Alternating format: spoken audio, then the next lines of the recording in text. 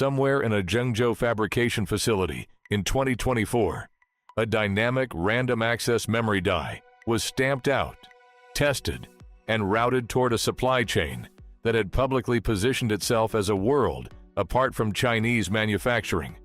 The bullish case is that two Chinese memory producers, the Hefei-based dynamic memory specialist and the Wuhan-based flash storage company, have quietly closed the technical gap to the point where even the most demanding qualifier in consumer electronics is designing their parts into shipping products.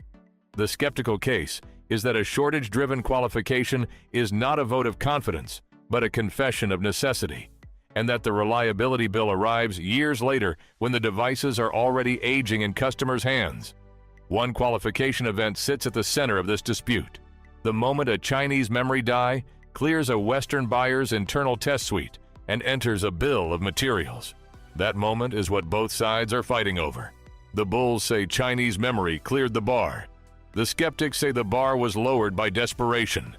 3 rounds determine who is right: quality, reliability, and permanence, in that order, because the sequence matters more than any single claim. The bullish case in round 1 rests on 3 observable facts, and they are genuinely observable. The Wuhan flash producer's stacked wafer architecture, which separates the logic circuitry from the memory array and bonds them after independent fabrication, was noted by independent analysts as a structurally distinct engineering approach, not a straightforward copy of the dominant Western methods for achieving high-layer counts. That distinction matters because it signals original process development rather than pure replication. On the dynamic memory side, industry reports from the past 2 years indicate that the Hefei producer has qualified its 5th-generation double data rate parts with multiple device makers, and the company's own claims place its process node in a range that is competitive with lagging-edge production from Western peers. These are not projections. They are reported qualifications, documented in supply chain trade coverage.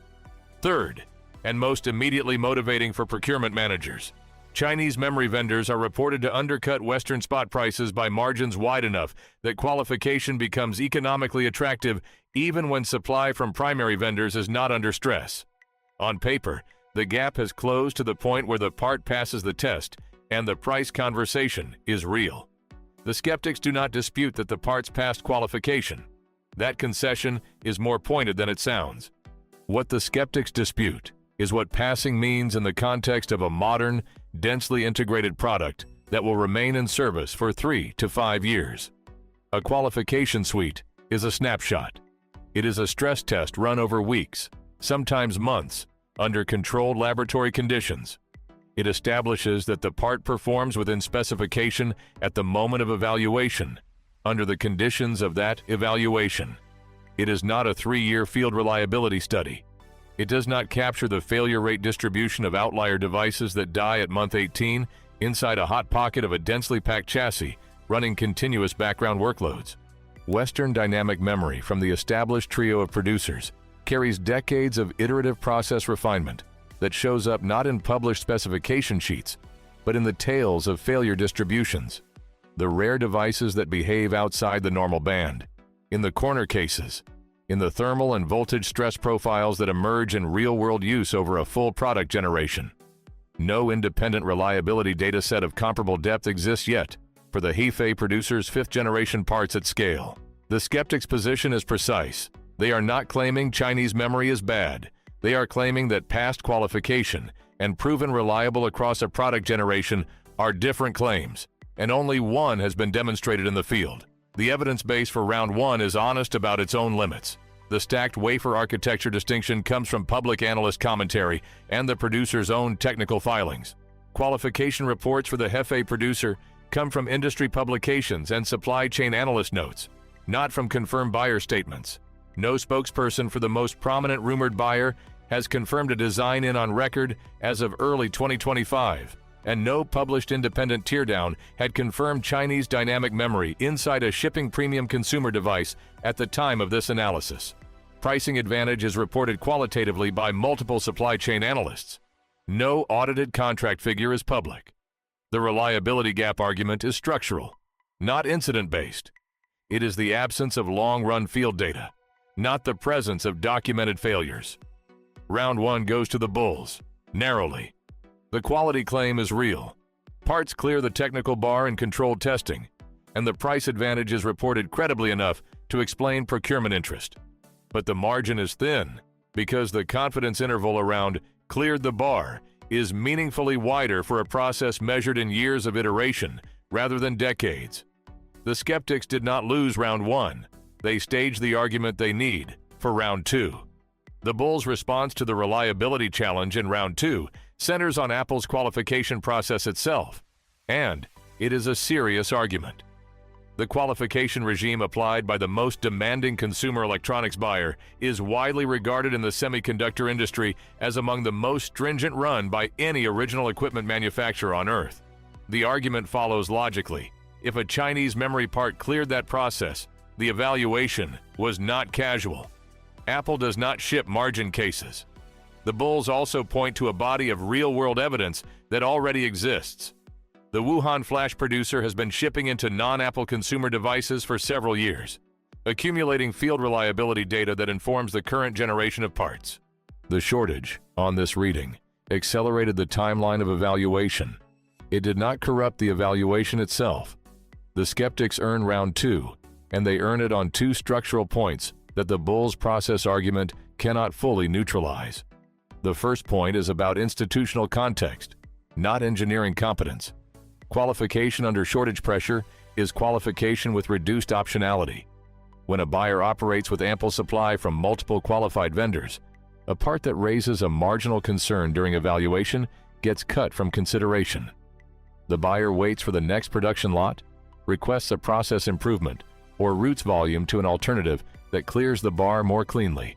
When a buyer faces genuine supply constraint, whether from export restrictions on primary vendors, demand spikes exceeding capacity, or allocation decisions by dominant suppliers, the calculus around marginal concern shifts in ways that are difficult to observe from outside and uncomfortable to acknowledge from inside. This is not a claim about engineers cutting corners. It is a claim about the institutional environment in which engineering judgment gets exercised, and documented patterns in semiconductor procurement coverage confirm that qualification timelines for alternate suppliers compress during supply crunches. The second point is more technical and equally important.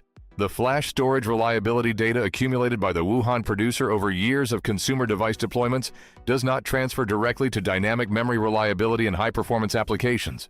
These are different product categories with different failure modes, different thermal stress profiles, different voltage cycling characteristics, and different consequences when they fail inside a performance-sensitive device. Years of successful flash deployments are genuine evidence, but they do not retire the uncertainty about dynamic memory in a dense, thermally challenging chassis running applications with high memory bandwidth demands. The evidence in round 2 is honest about what it is.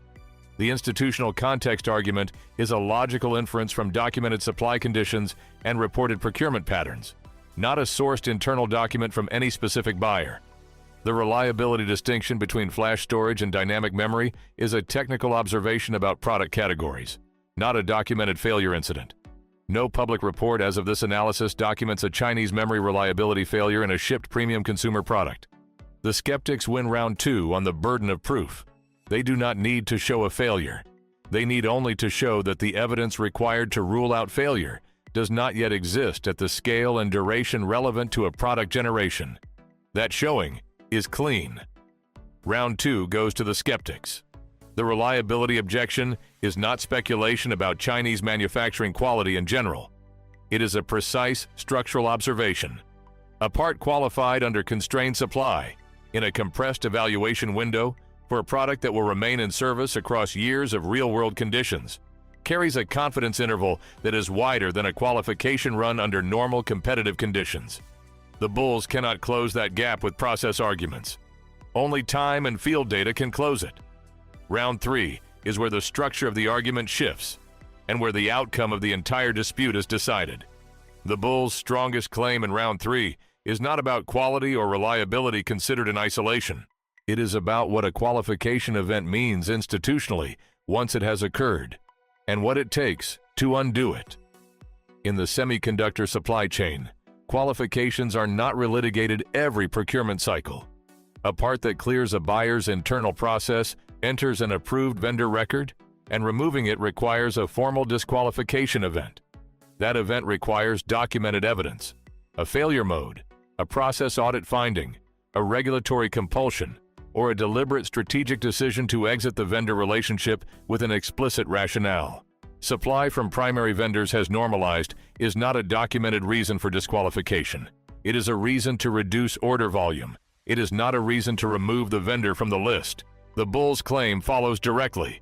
Once a Chinese memory producer achieves a qualification stamp from a Western buyer operating under shortage-driven pressure, the shortage's eventual resolution does not unqualify the part. Supply loosens. The Chinese part remains on the approved vendor record. Procurement now carries a live, price-competitive alternative that has cleared the technical bar, is on the books, and can be activated when primary vendor pricing rises or capacity tightens again. The emergency created the credential. The credential survives the emergency. The skeptics offer two rebuttals to this, and both are real.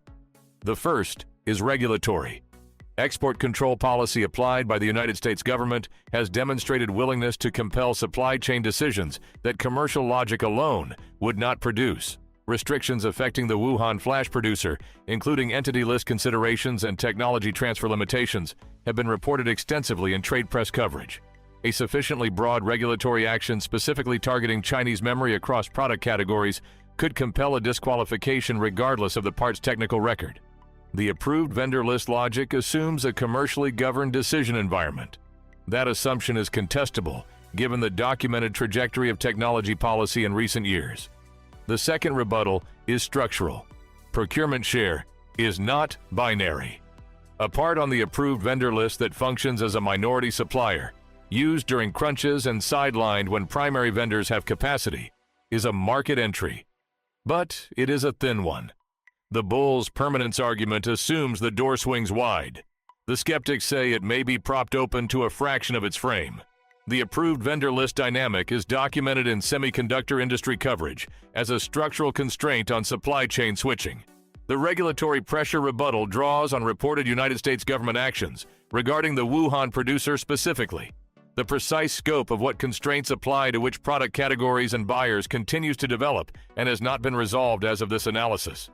The minority supplier scenario is reported as a pattern by supply chain analysts, covering how Chinese memory vendors have entered Western supply chains in other product categories. It is a documented historical precedent, not a fabricated projection. Round 3 goes to the bulls, and it is the decisive one. The permanence argument holds even against the regulatory counterargument, because regulatory pressure and commercial qualification are separate mechanisms. The bull's claim is specifically about what a qualification achieves in the commercial domain, and the skeptic's regulatory rebuttal, while real, does not negate the commercial fact. A part that is on the list is on the list. Removing it requires a documented affirmative act. The skeptic's strongest rebuttal is the minority supplier ceiling, and it deserves weight. A crack is smaller than a door. But in the history of semiconductor market development, minority supplier status is a staging position more often than it is a permanent ceiling. A part on the approved vendor list of the most demanding buyer on earth is a credential that other buyers read as authoritative. The shortage handed Chinese memory producers a credential that normal competition, under the technology restrictions of the past several years, would have taken considerably longer to earn through standard commercial pathways. The dissent against this verdict is obligatory, and it is honest. 3 points challenge the ruling, and all 3 have genuine force. First, regulatory override is a real and unresolved risk. No current regulation has been reported to mandate removal of already qualified Chinese memory from existing approved vendor lists, but the policy space is active. The precedent for escalating restrictions exists in documented form, and the assumption that commercial qualification logic governs this space could be wrong. Second, the field reliability data required to confirm the decisive round's verdict does not yet exist. Round 3 awards the bulls on permanence, but permanence is a procurement and institutional argument. Whether 5th-generation double data rate memory from the Hefei producer performs across the full lifetime of a device generation at the failure rate standards of a premium buyer is a question that cannot be answered from the evidence available at the time of this analysis.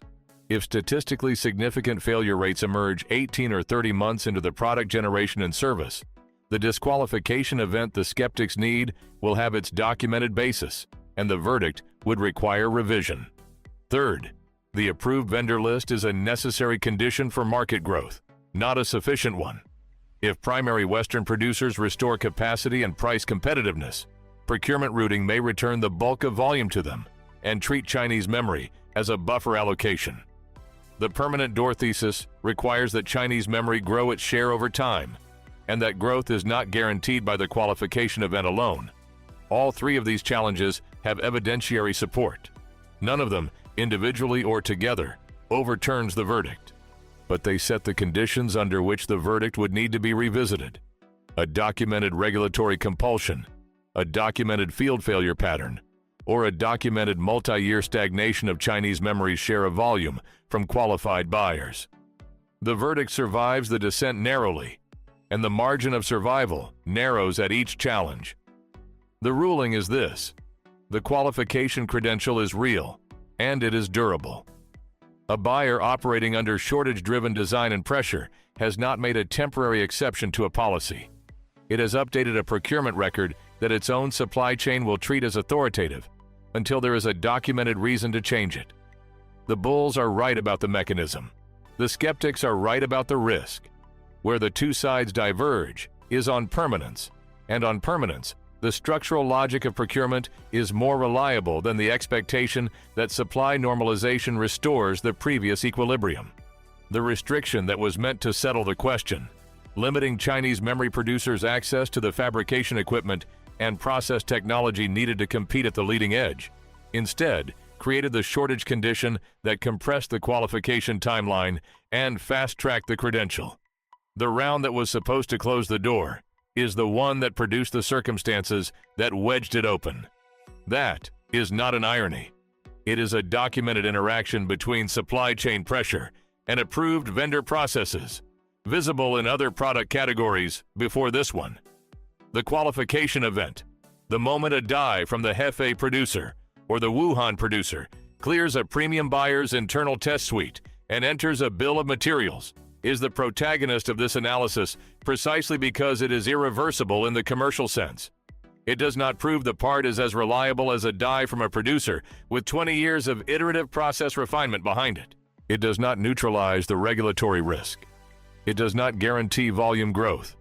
It proves the part is on the list. And in procurement, being on the list is the game. The credential that Chinese memory producers could not purchase through normal commercial competition under restricted conditions was handed to them by the restriction itself. A shortage is temporary. A qualified vendor is not. Round 2 went to the skeptics, and that is the round about time. If you believe the reliability evidence from shortage pressure qualification is strong enough to flip the overall verdict, or if you think the regulatory override risk in the dissent is powerful enough to negate the commercial permanence argument, make that case. Which specific piece of evidence would change the ruling, and what would it have to show to do it? If this breakdown changed how you read the next supply chain headline about Chinese semiconductors, subscribe and turn on notifications, because the next qualification event is already in progress, and the next verdict will not wait for the shortage to resolve.